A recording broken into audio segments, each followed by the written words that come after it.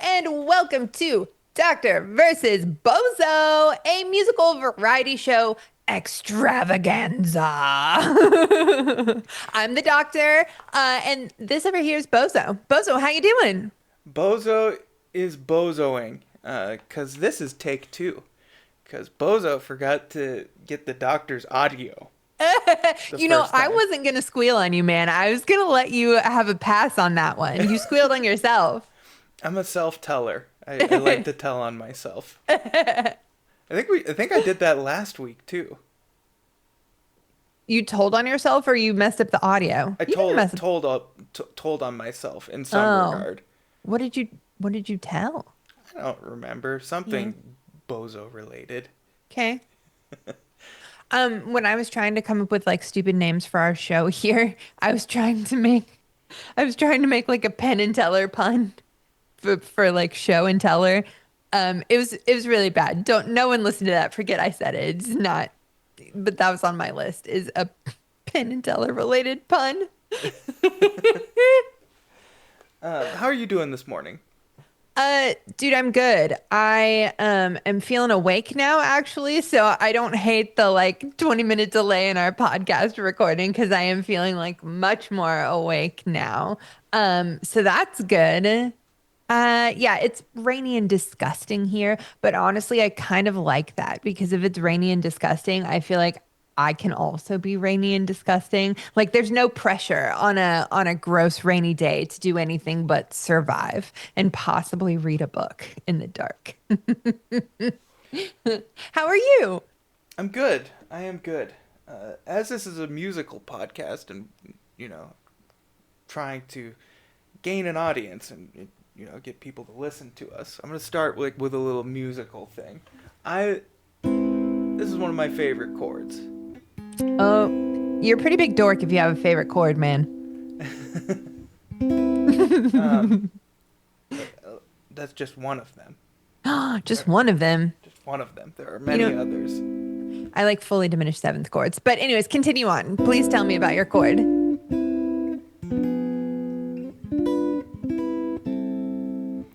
That's from that's a Barry Harris concept.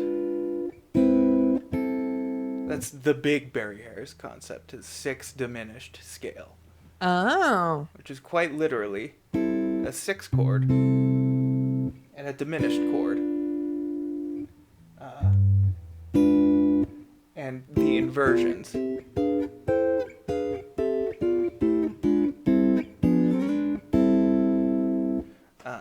And so you get a scale of chords.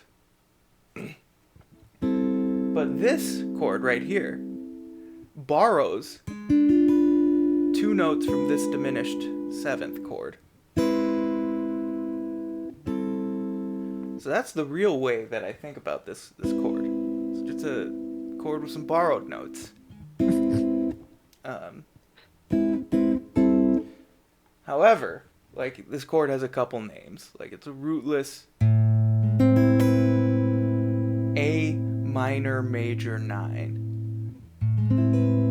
That's a nerd chord name if I ever heard one. Anytime you say rootless, you're you're getting a little crazy. Um, Everything the guitar plays should be rootless as far as I'm concerned. Because the bass player's on the root. Yes, yes, Okay. and I've been on both sides of that argument. And if you get too rooty on the guitar, one of these will come flying at you. A flip flop. Okay, you know this is an audio show. Oh wait, we have video on YouTube Yeah. too. Um, so there's also another name for this chord because we got a root, a third, a major 7, and a sharp 5. So root third major 7, C major 7, sharp 5, C major 7, sharp 5. Reorganize the notes. Now that sounds more like C major 7, sharp 5, which you can resolve to a regular C major 7 or with the sharp 11. So in context,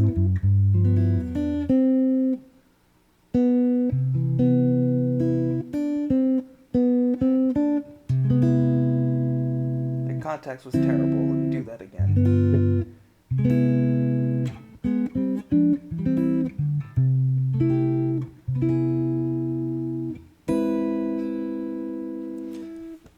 Uh, and I almost look at that as like this probably isn't the correct term, but like a suspension of C6.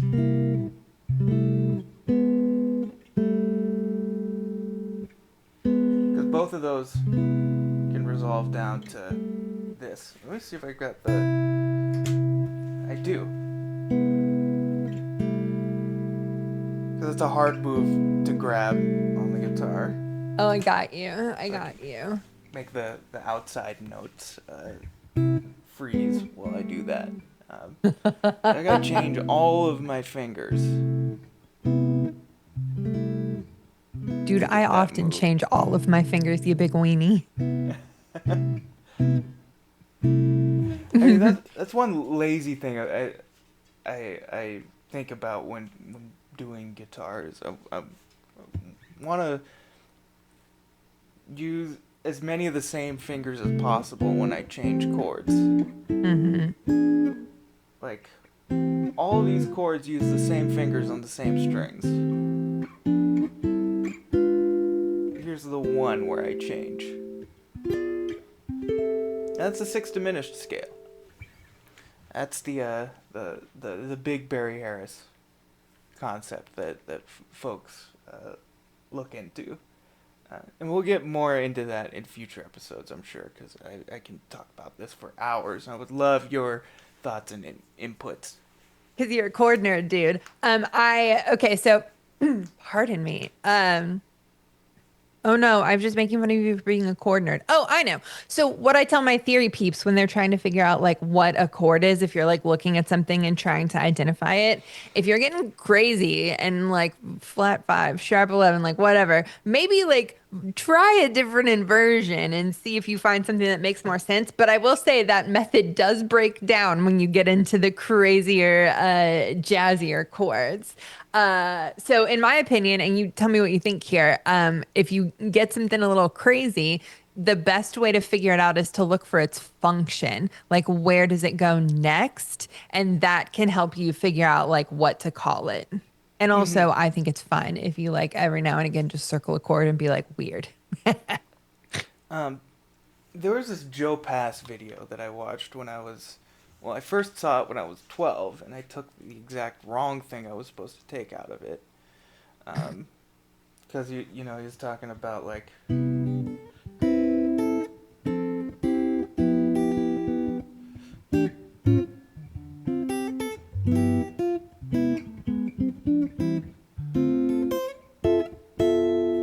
chord melody, and having the chords, you know, move in interesting ways.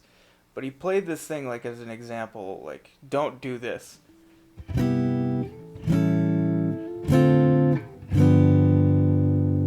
I was like, ooh, I like that sound. That's the one I want. Um, but again, Don't do it. I I, shall. I was like 12. Um, You were a rebel. but um, upon my second watch through at 17, um, he's got a lot of great zingers in that in that video.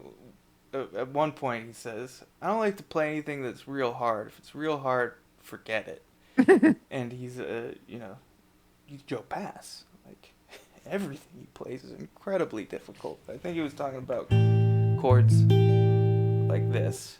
Yeah, that's a pretty wide finger spread. That looks horribly uncomfortable. It's actually not too bad. Yeah, for you. Um, because I've figured out, you know, the hand position. I wouldn't want to live here. Like I wouldn't want to play there too long. But you'll visit. Tiny Yeah. little vacay. Um, but he said he thinks of chords simply. There are three chord sounds: major, minor, and dominant. Um, so he's not thinking, you know, C major 7, sharp 11, A minor major 9, minor major 7, G13, sharp 5, flat 9. He's not thinking that. He's thinking C, A minor, D minor, G7. So, simplify down. I think that is a real important thing if you're getting into jazz harmony. Like, what does that chord mean? Like, if it came from C and it's going to D minor, that's probably some sort of A. There's a C natural, A minor chord. If there was a C sharp and a G natural, that's an A7 chord. So you take these two notes and almost any other two notes,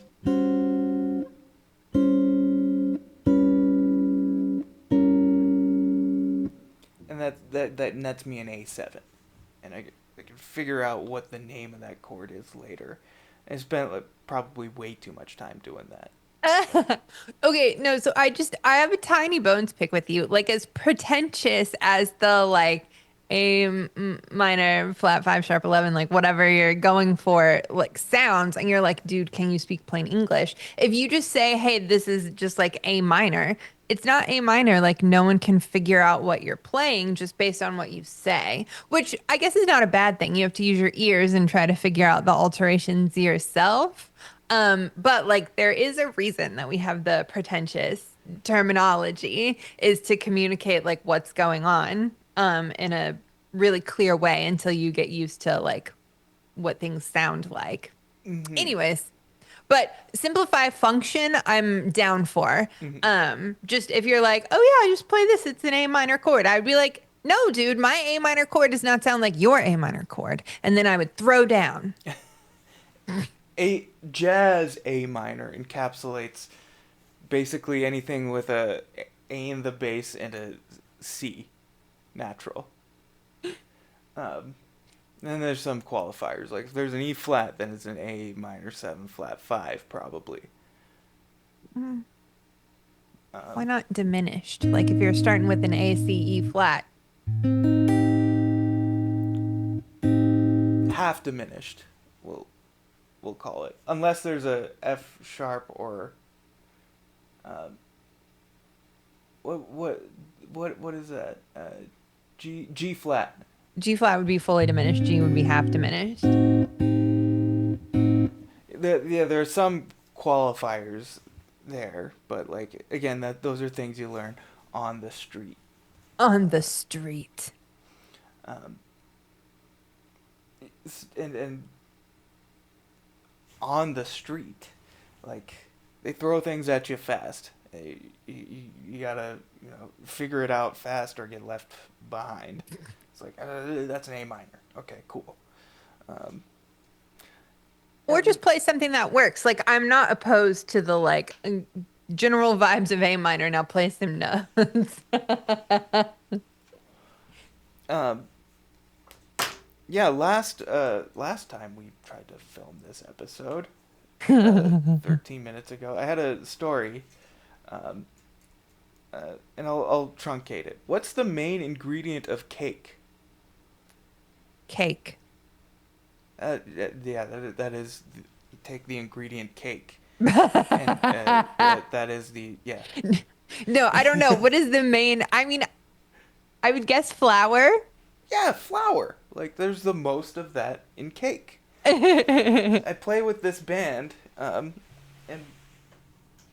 we'll bring up bachelorettes for a bachelorette party, um, and we play "Pour Some Sugar on Me." Okay. And the dude talks like, "Okay, we got some bachelorettes. We're gonna have some wedding cake. What's the main ingredient of cake?" And I'm sitting there like, "Flour." He's like, "That's right, sugar." And I'm sitting there, "What? You want to make an entire sugar cake? I mean, I'll eat it, but like, I think cake is made out of flour." Yeah, the texture would be weird. Uh, I don't. I think when, how much? What is the sugar to flour ratio where cake stops being cake? I don't know. So technically they do have like a flourless cake. Like I make a flourless chocolate cake. What are you using instead of flour? I think with those, I haven't made it in a long time, but I think with those you just don't use flour. Like you have sugar. It's not like you use like an almond flour substitute or something. But it's like it's not a normal texture. It's not quite like a cheesecake texture, but it like, it's not spongy at all. Mm. And it's so, so rich. Like, and you give me chocolate and sugar, like I'm very happy. But even with this recipe, I'm like, wolf, like this is so, so, so rich. Yeah. So, but they do have that. My mother-in-law, I call her my bonus mom. She can have gluten. So I every now and again will learn to make something gluten-free. That's good. And this is a recipe that you don't have to adapt to make it gluten-free because the flourless chocolate cake is already gluten-free. Whatever. This is a baking show now. And a family show. I got three bonus moms. Really? That's cool. Yeah, yeah. One of them's younger than me, Oh, interesting.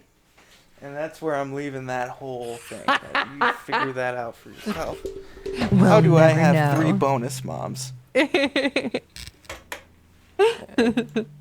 Dropped my monitor. You dropped your monitor. You're having a day over there, I man. am having a day. It is. I don't know. Uh, you had a story. Yeah, I'm sure I did. Oh, is it my audition mess up that worked in my favor? That Yeah. one? Yes. Okay. So I've taken a lot of flute auditions, like symphony auditions in my life, and I always get like so freaking nervous because like I want it so bad and I've prepared so hard and anyways, I've gotten better about it, but I swear it's like my brain just like freaks out and it's like, let me list all of the things that could happen to you right now that would make you like not do your best at this audition. Okay, so one day, oh, this is kind of related to our topic because for today, because we were going to talk about like our mature era of practicing and what we use. Man, it is pouring rain outside at my house. I wish I could show you. It's so beautiful. Okay, so anyways, I go in to do this audition and I have to start out by playing the exposition of a concerto. So I picked the Abair concerto. It's pretty flashy and fancy. And I'm playing, and I'm a couple measures in, and my music just like falls off my stand, just like whoosh, whoosh, whoosh, whoosh, and like lands on the floor. And I kind of have it memorized ish, but like it's atonal, so it's not the easiest thing to just pull out. I have more like muscle memory than brain memory. But so I was like, well, what am I gonna do? Luckily, it landed face up, so I just like bent over and like played it off the floor. So like I didn't stop or anything. I made one tiny little finger flub, but otherwise, like I did it all and it was fine. I will say I should have led with this. This is a blind audition, so they'll have us audition behind curtains or screens or something for anonymity and like fairness, so that you don't judge a person, based on their appearance or if you know them, because music's kind of a small world sometimes. Hmm. Anyway, so I'm behind the curtain. No one knows this happened except for me and the proctor, who's the person who's allowed to like go outside the curtain and talk to the judges if you need to. And at the end of that, she was like, I'm gonna go let him know what happened. So she like pokes her head around the curtain and she's like, just wanted to let you guys know, by the way, that about halfway through that her music fell off her stand and she just had to like finish it anyways. And at that point I was like, well, I lost this one. So I wasn't worried when I played all of the other stuff. I was just like, I might as well get some practice in here because obviously I'm going to lose. And then it turns out this is the one audition that I won. Da, da, da. I got to be second flute player in the Washington, Idaho Symphony for a little bit. Fun fact, do you want to know? Do you want to know what my fee per service was for this little symphony? Yes, please. Do you want to guess or do you want me to just tell you? Just tell me. $10 per service. Whoa. I know. I'd get paid like $100 for the whole concert series, like multiple rehearsals and to perform.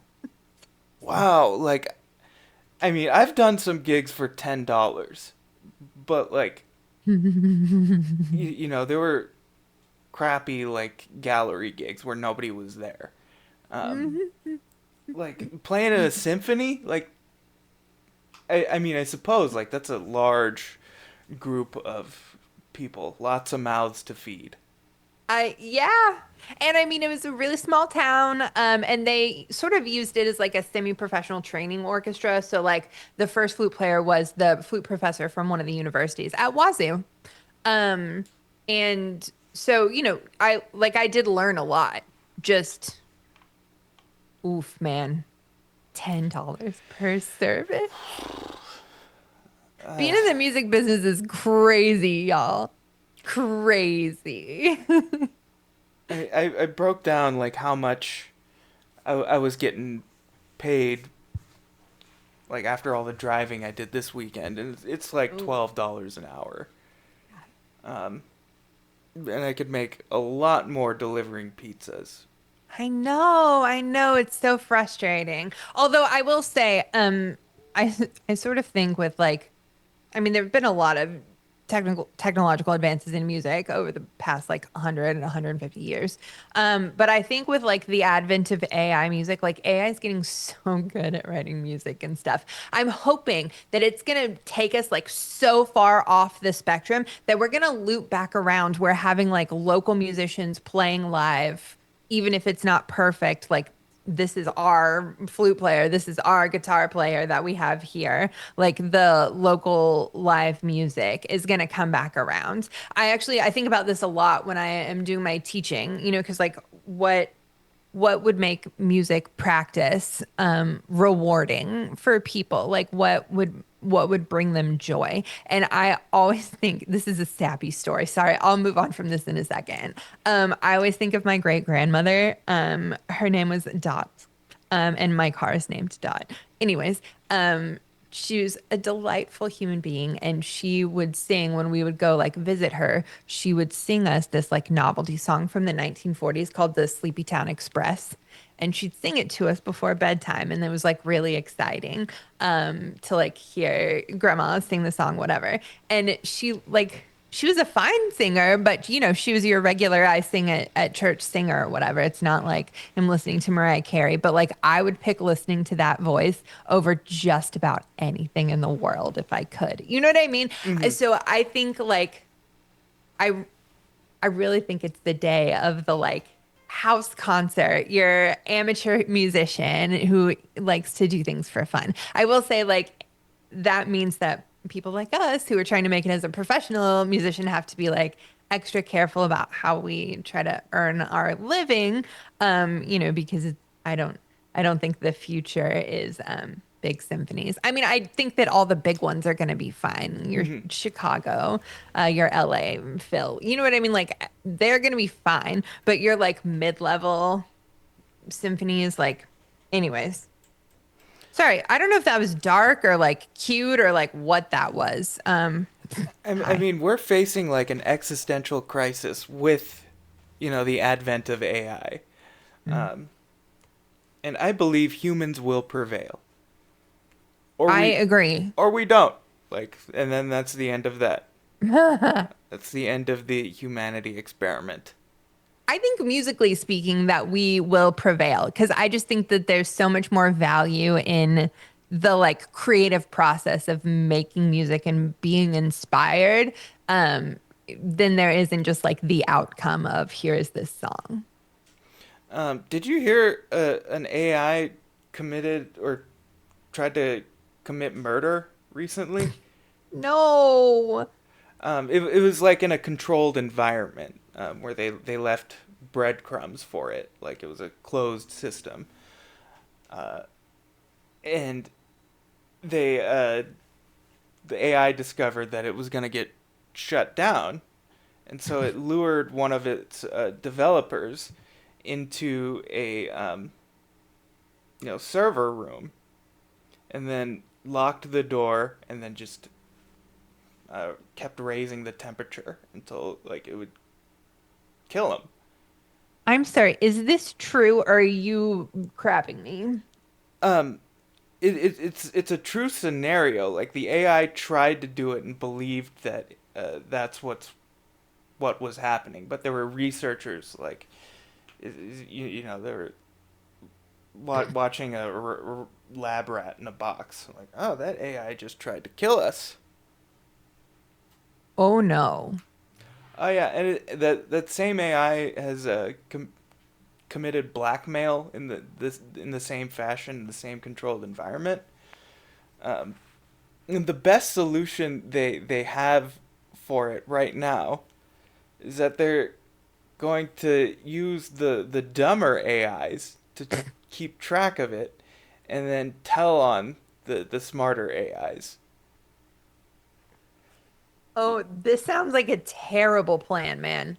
Oh, I'm very freaked out right now. I'm so sorry. Like that, I just gave you an info hazard. I know you did. Um, Oh no. yeah, if like we gotta be careful with this stuff. Like Yeah. they I they will say say, oh, they say the AI doomers are crazy. I don't think it's crazy. I don't think it's super super likely, but like a couple wrong lines of code, and that could be the end of humanity. Uh, yeah. and I mean, I do always say thank you to my AI assistant, just in case, like, just keep it polite. I always say please, unless it's given me the wrong answer like a 4 times in a row. Then it doesn't get please anymore. Yeah, I know. I had to give it a what the fudge Google the other day. So like every so often I'll run a test on Chat GPT. I will put in the set list that I play of cover hmm songs, and I'll be like, okay, write me some simplified charts for these songs. It's like, got it, I can do that easily. And then it spits out nonsense. Like nothing to do with the actual songs. Like Right. I had never like seen those chords in my life. Like in regards to that song, um, How does it give them to you? Sheet music? Tabs? like chord tabs. So like little you know bar lines and the chord inside of it. And the rhythms are all rhythms. The harmonic rhythm is all screwed up. Chords are wrong. Like so, it's not quite there yet. Uh, so unfortunately, I still have to make my own simplified charts for gigs. But like, um, yeah, we'll see how this whole AI thing plays out. Yeah. Okay, I will say I do think that making simplified chords gets easier the more you do it. I guess like anything else. But so I am a garbage piano player, but I like to play harmonic instruments every now and again. And so I have gotten like super good at like, okay, well, I'm just gonna leave out this chord and substitute this other one. Like I use my music theory smarts to make up for my lack of skill on, guitar and piano. My um what do I want to call it? Homophonic instruments. So, anyways, hey, I was just thinking we might should get on topic. If we're gonna Uh, like yeah, bust out our thing. Hey, look yes. who's in charge of schedule this week, man. That's you, and really that should be, leaving me in charge of anything at all is a dangerous game. I mean, I get that, but have you ever seen or heard a professor on a tangent? Oh man. What is the topic? Okay, so our topic today is our like mature era practice strategies, like when we felt like we have our stuff figured out. So basically, like what are the good practice strategies and things that we use now that we are, mature and grown up? you want to go first? Sure, yeah. Um, Okay. I have a cat hair in my eye. Sorry about that for all the like visual watchers. Okay. so I, you know, practiced a lot by applying brute force. Yeah. I've been telling my students this was my 2017.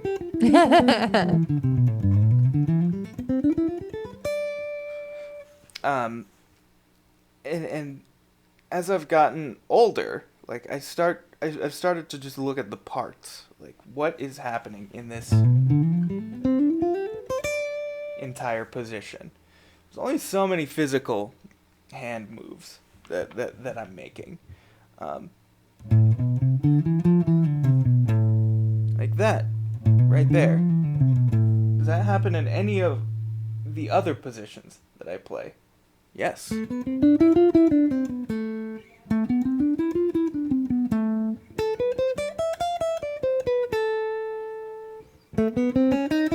Whoa, something got screwed up there. So that B string. Oh, I know. That's so weird.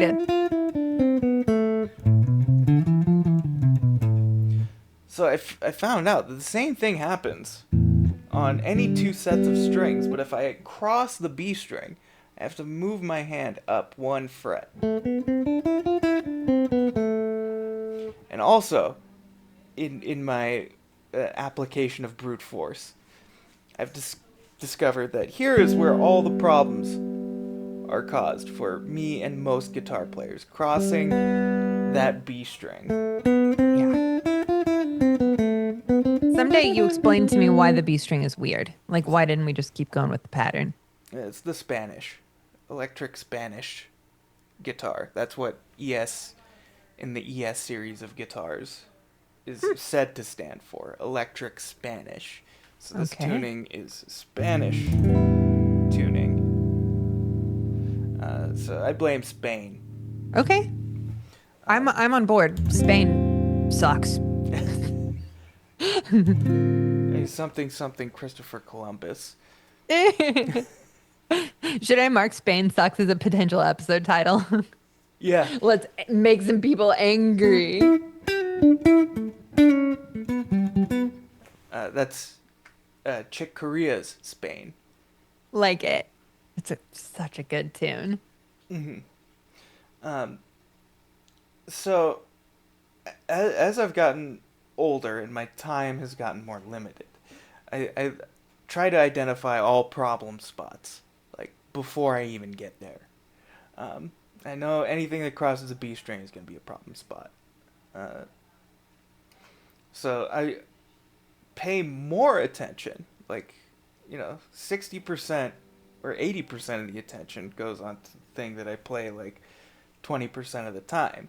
Like if I'm Hmm. going through an exercise, but it's not actually 20% of the time. If I'm playing single note lines, I'm probably crossing the B string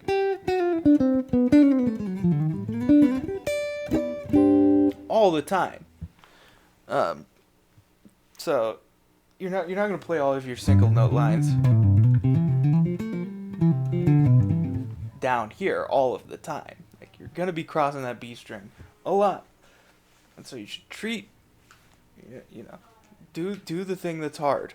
Like that's practice. Do the thing that's hard. 100%.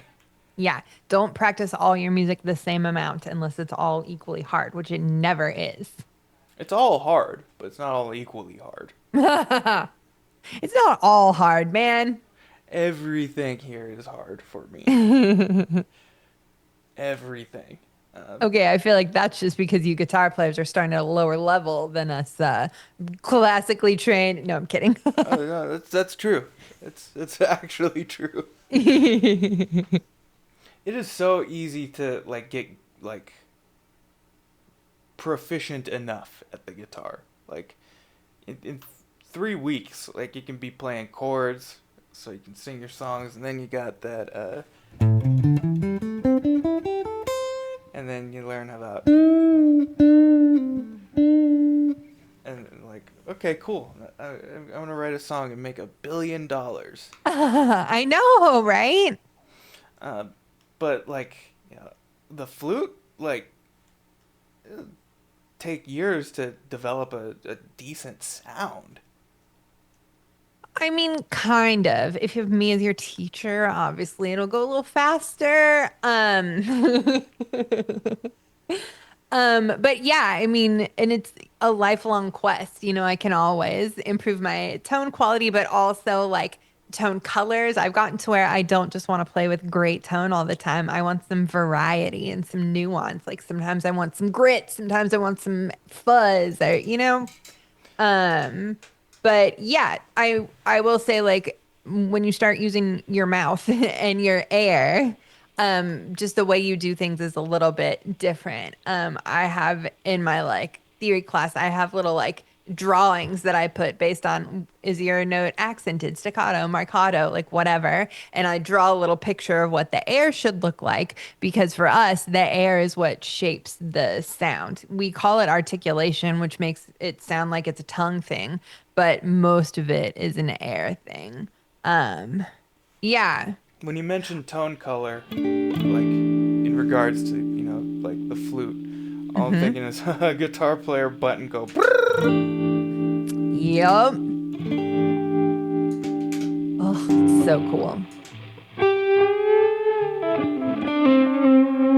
It's so stupid easy. I Like, know. I will say there are flutists who play with effects pedals that are epic.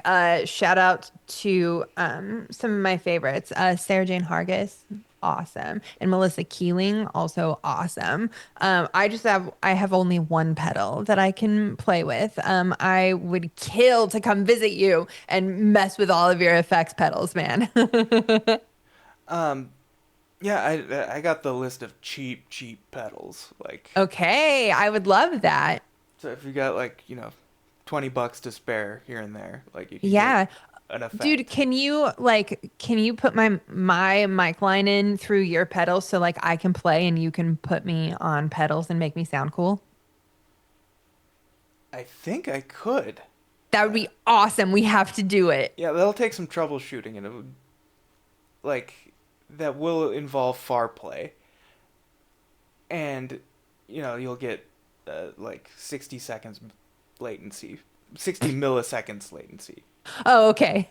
I It's, was like, that's ridiculous, dude. wait, it's like that. Stop. Wait a minute. It's hammer time. Wait one entire minute. Yeah. Um, yeah, the whole tone game on guitar is wild.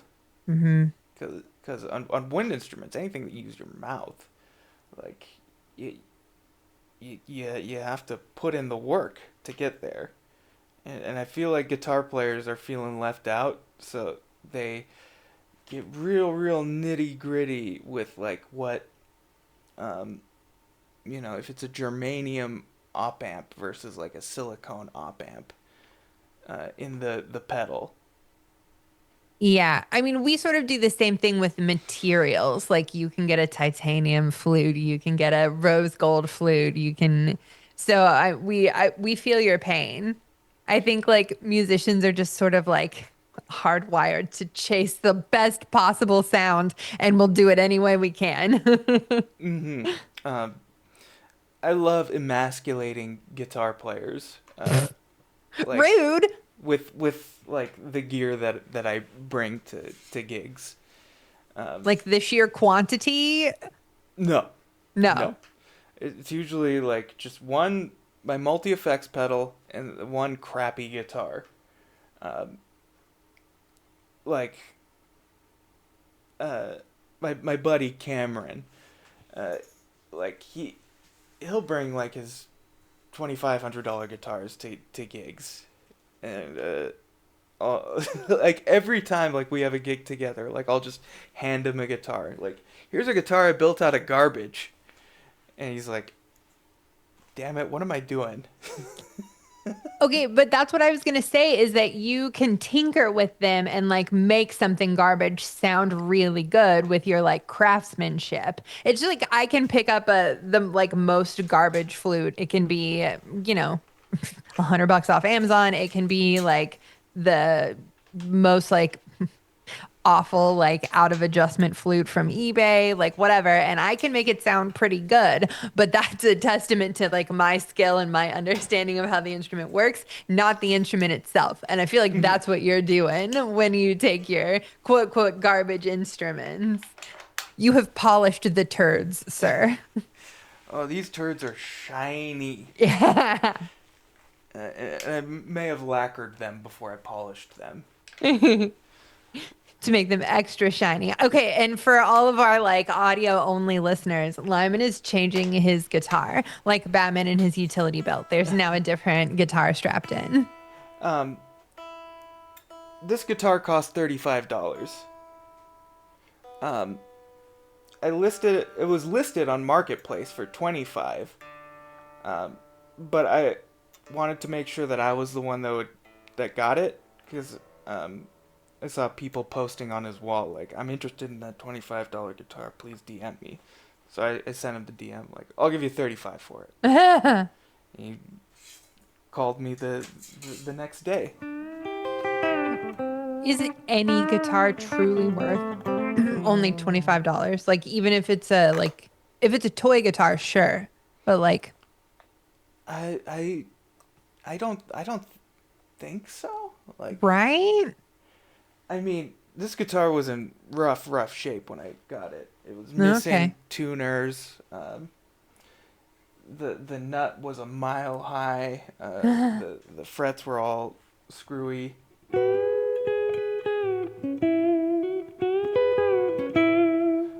But little TLC, and I did calculate the amount of hours like I put into it and Mm-hmm. the cost in parts.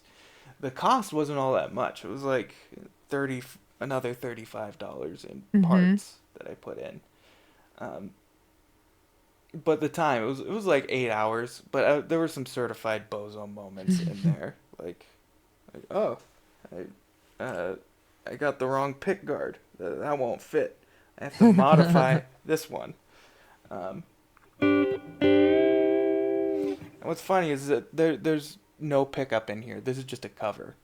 Oh. Uh, does does nothing. um, but to get back on topic, Hey, look at you. Good job. what are some of your like tips for mature practice? Yeah, yeah, yeah. So I feel like we covered for years, like, don't practice all of your music the same amount. Like, focus on the tricky parts.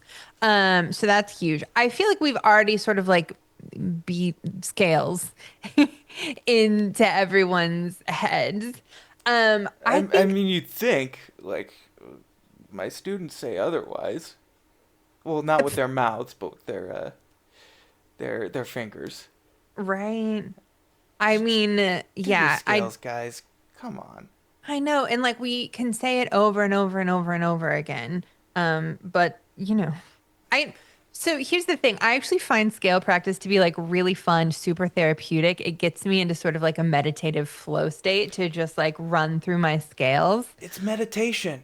Yeah, but it's, everyone wants to just like wind their instrument up and like rip through the scales all like really fast and sound impressive. So I've actually starting in January, my peoples in my like theory and musicianship class are going to do a like scale of the month. So we're going to use the year to go through all 12 major and minor scales. Yeah, and I have like levels of scale practice. I've been teaching these methods to my students for years. It's just the first time that I've like officially written it all out instead of just like telling them what to do. I also am a big post-it fan. I'll post it all over their music.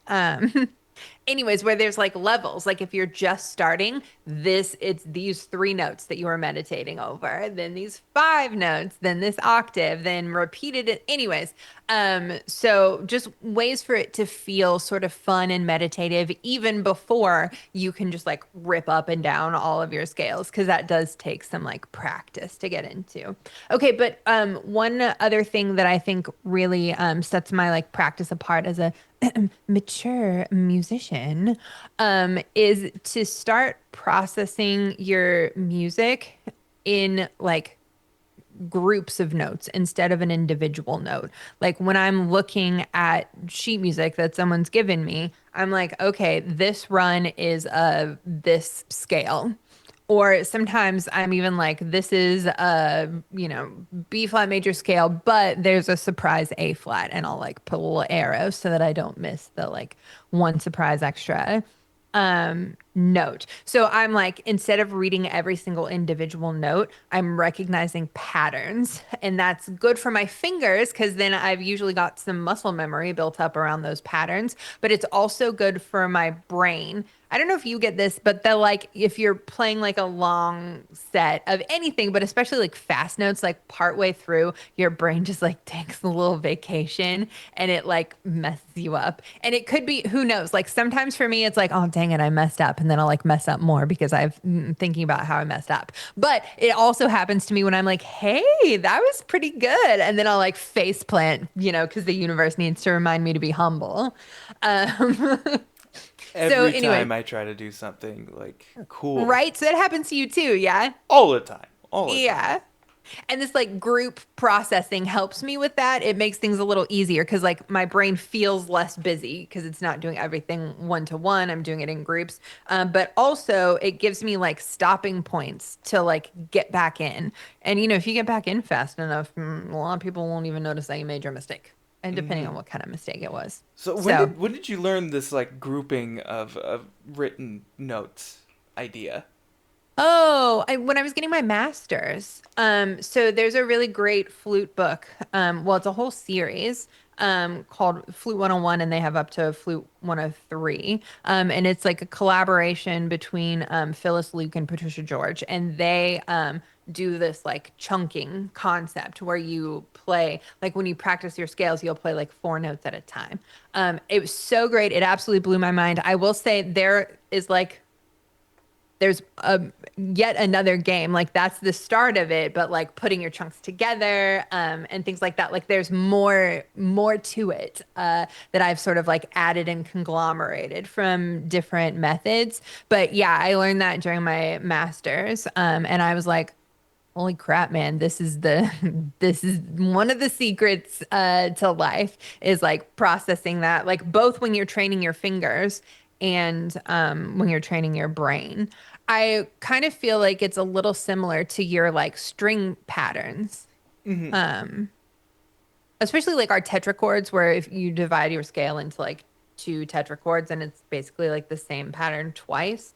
But the same pattern, I'm putting air quotes up, doesn't feel the same on like your woodwind or brass instruments as it does on guitar or keyboard, where you can Yes. like just move the pattern. Like we'll have completely different fingerings depending on what key we're playing in. So, but yeah, the chunk situation is a biggie for your fingers and your brain.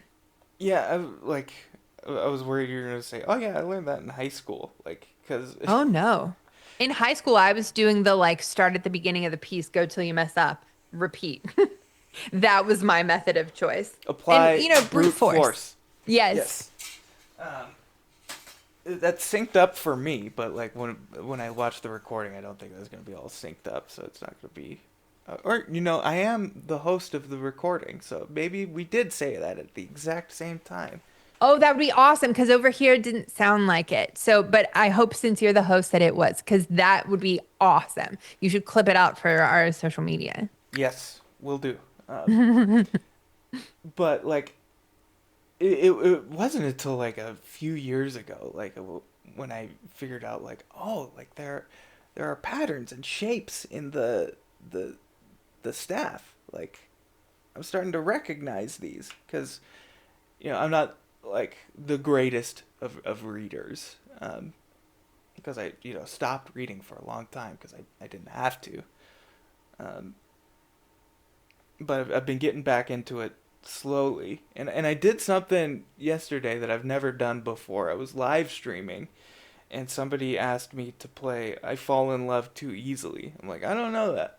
Let's Mm-mm. uh let's sight read it, and I sight read a chord melody for that tune. Well, Fun. it was the melody and the chords above it, but I was able to play the melody and put the chords below the melody.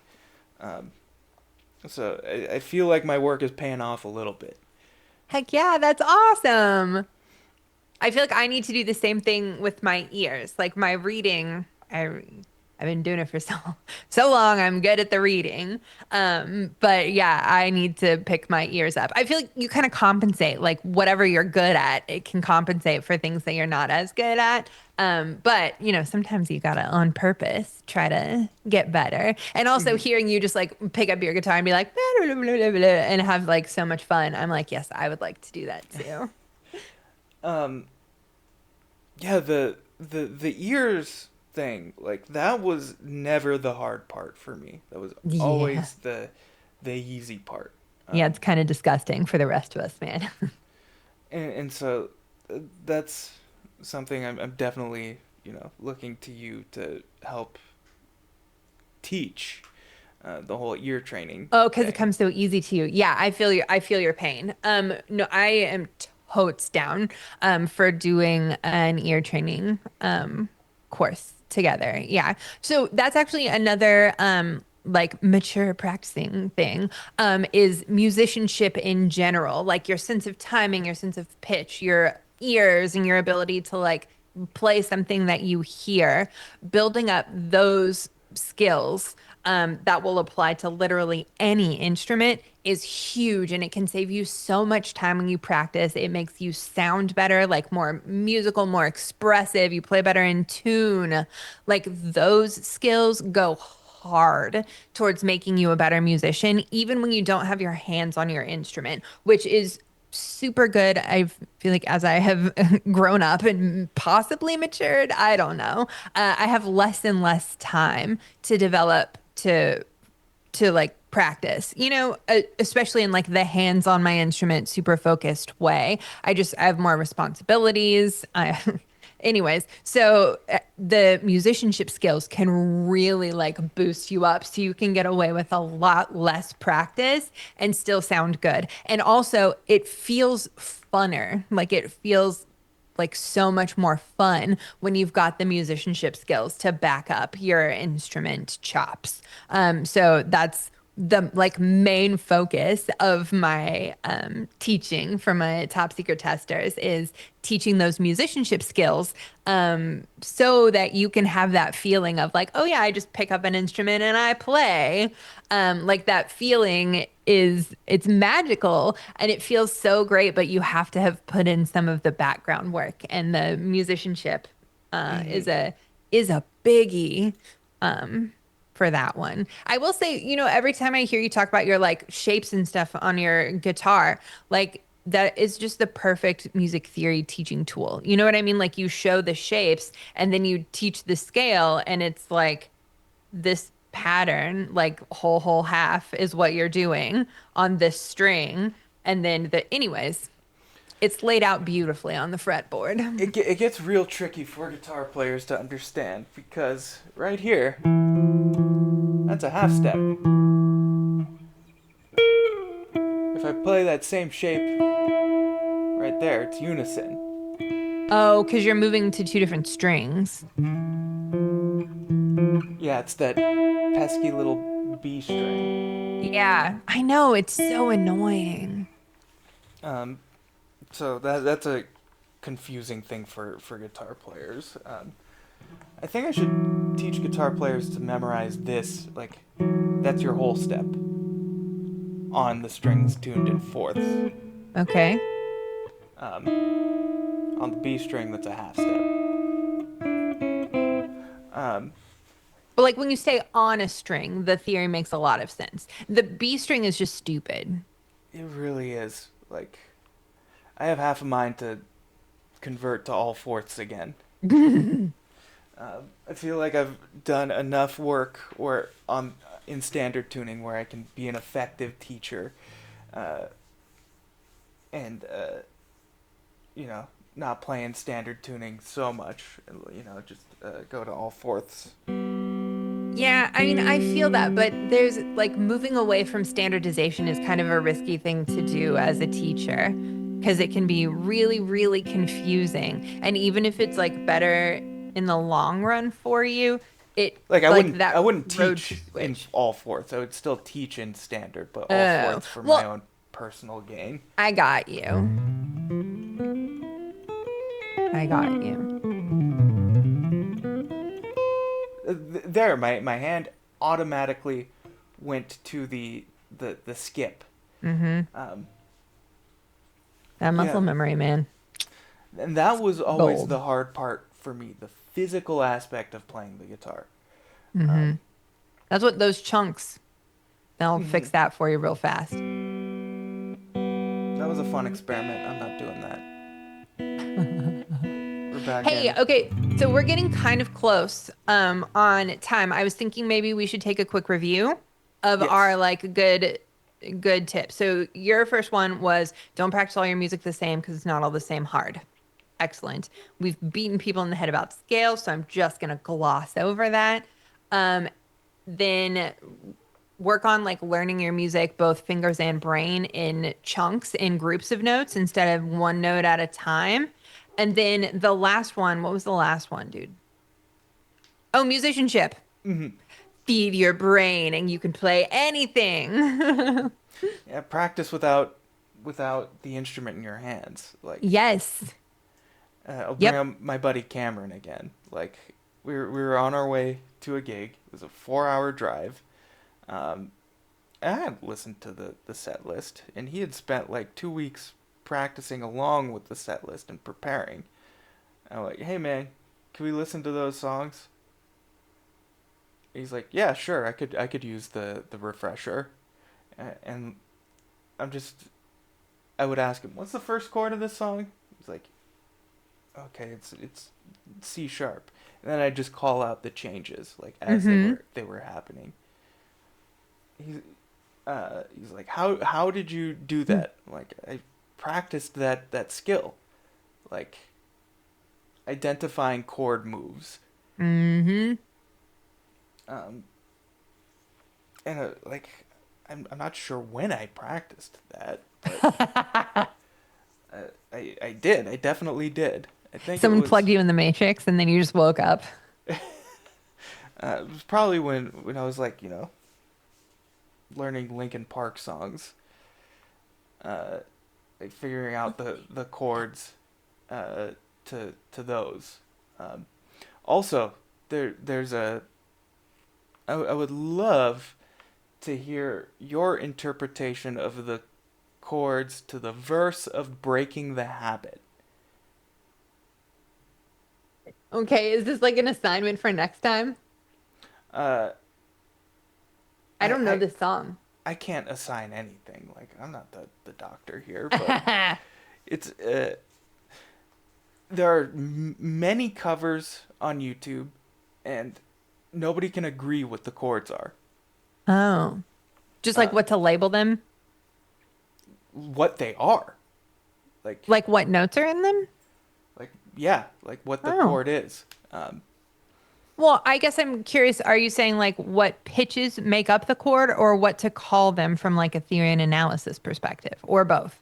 well, there aren't really chords playing, just many like voices uh, Okay. at once, like moving sometimes in different directions, sometimes in the same direction, um, with essentially a bass pedal point. Um, and there's a video that goes and breaks this down, and maybe we can react to that next That'd be time. cool. Yeah, because I don't know this tune. It's a Breaking the Habit by Linkin Park. I can't remember the guitar lick.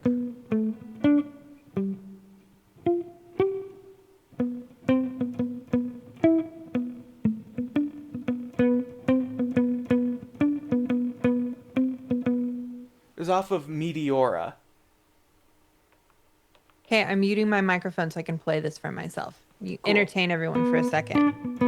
I hope I don't get copy struck for playing this.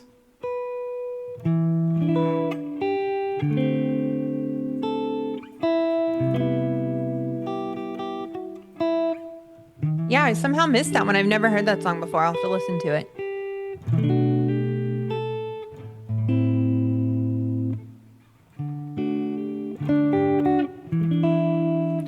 Yeah, like um, I would love to hear what you hear Uh-oh. on that song.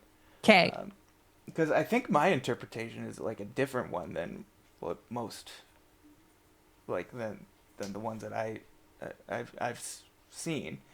Um, and he brought in somebody with perfect pitch, and they had trouble. Like, Oh, they couldn't figure goodness. it out what the chords were. Yeah. Um, I mean, I also feel like you would put it into a computer too. Dude transcribed every part of the song, Oh and my gosh. the answer was still sort of unclear. Um, so the things for next time, Yeah, breaking the things for habit. next time. Um, yeah, we got through today. Yeah, we did. We actually recorded cha-ching, cha-ching. Hopefully people enjoyed the like couple of tips about mature practicing from us, mature human beings. I Um won't say I'm a mature human being, but I will say I'm a relatively mature musician. fair. Yeah, I think you can be mature and still think fart jokes are funny. That's allowed, right? Uh, yeah. Were you ever into Beavis and Butthead? No, I wasn't. But I mean, I get the giggles when I watch their like laughing compilations or whatever. I love Beavis and Butthead. Like Yeah. they're I'd be like that friend that follows them around. Stewart. Like I'd be their steward. Um, I uh, yeah, like and it.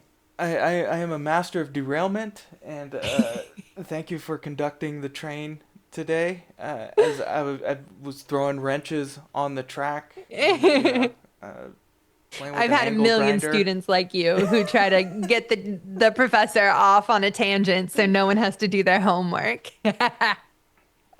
Um, but yeah, please subscribe. Follow us on Spotify, Apple Yeah. Podcasts, all of the things. Hmm. Um, I feel like if you've made it this far, we deserve that follow. We yes, deserve that like, maybe a comment. and hopefully we earned it from you. Uh, I know. Well, I just if they stayed this long, like otherwise they're dummies for wasting their time on somebody they don't like to listen to. I mean, like I'll waste my time like hate watching folks. Um, but if you want to hate watch me, like There you go. go ahead, like Don't do it. hate watch me, only love watch me. So Yes. block half the screen. Um, yeah, we'll be back next week with something cool. Uh, maybe Linkin Park, maybe something completely different. Who knows, man? Who knows? Okay, I'll see you Maybe, next time. yes. Bye. Bye.